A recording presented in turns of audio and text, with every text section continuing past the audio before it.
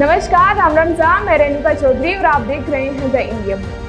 आज एक बड़ी खबर सामने आई है जो कि भारत और चीन के बीच सीमा विवाद से जुड़ी थी। जी हाँ, पूर्वी लद्दाख में 4 साल से चल रहे सीमा विवाद के बाद 21 अक्टूबर को भारत और चीन के बीच एक बड़ा समझौता हुआ था। इस समझौते के तहत दोनों देशों ने अपने अपने सैनिकों को विवादित इलाकों से पीछे हटने की सहमति जताई। बता दें कि इस गश्त की शुरुआत कई क्षेत्रों में 1 नवंबर से की गई थी और अब तक भारतीय और चीनी सेनाओं ने बारी बारी से पेट्रोलिंग की है। भारत और चीन के बीच बड़ा समझौता, विवादित इलाकों से पीछे हटाने पर जताई सहमति। दोनों सेनाओं का पहला पेट्रोलिंग राउंड सफल। भारत के विदेश मंत्री ने समझौते पर की थी टिप्पणी, कहा सकारात्मकता का पहला कदम। क्या दोनों देशों के बीच होगा तनाव कम? समझौते का पालन कर रहे दोनों देश। बता दें कि यह समझौता विशेष रूप से 2 इलाकों में शामिल था, जिसमें देपचांग और डेमोच है, जहां भारतीय और चीनी सेनाएं आमने सामने थी। वही समझौते के मुताबिक दोनों देश अब अपने सैनिकों को उन इलाकों से हटा लेंगे, जिससे तनाव में कमी आने की संभावना है। हालांकि रक्षा सूत्रों के मुताबिक इन इलाकों में पेट्रोलिंग के लिए दोनों पक्षों ने कुछ सेनाओं को तैनात किया था,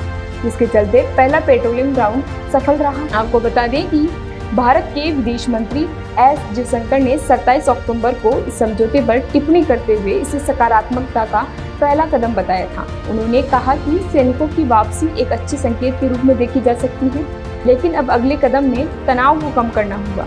यह केवल तभी संभव है जब भारत को ये विश्वास हो कि चीन भी इस दिशा में काम कर रहा है। साथ ही उन्होंने यह भी कहा कि एक बार तनाव कम हो जाने के बाद दोनों देशों के बीच सीमा प्रबंधन के नए तरीकों पर चर्चा की जाएगी। Now, since September 2020, we have actually been negotiating with the Chinese on how to find a solution. Now, there are different aspects of the solution.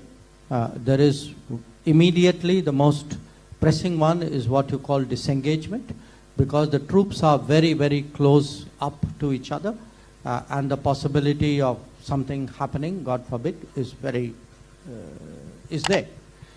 So that's the sort of the first set of issues.